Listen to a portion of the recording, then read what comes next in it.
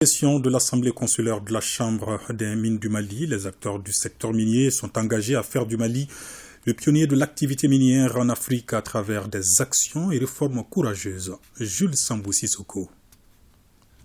La session de l'Assemblée consulaire de la Chambre des mines du Mali est essentiellement budgétaire, dont le montant est décliné au terme des travaux. Notre place de troisième pays producteur d'or en Afrique n'est nullement usurpée. Elle est amplement méritée. Et elle doit être jalousement gardée et même dépassée dès lors que ce sont les Maliens qui travaillent l'or du Mali. La production d'or ne doit pas seulement profiter à l'État, mais aussi aux Maliens, dont les populations riveraines des mines, avec un accent particulier sur la préservation de l'environnement. L'année 2023 s'annonce comme une année pleine de perspectives pour la Chambre des mines du Mali. Elle sera en effet l'année de la mise en œuvre du contenu de la feuille de route.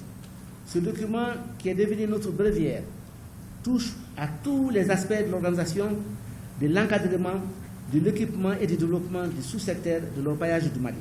L'or ici de l'orpaillage est celui qui profite au grand nombre de Maliens et de Maliennes.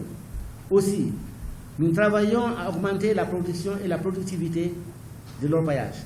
Le département des mines, de l'énergie et de l'eau a réitéré la volonté des autorités de la transition à écouter et accompagner le secteur minier du Mali pour que l'or brille pour les Maliens. De réussir ensemble la refondation tant nécessaire de notre nation.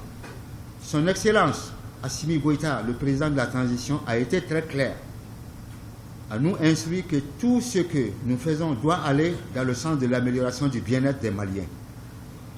Tout ce que nous faisons dans le secteur des mines participe de cela également.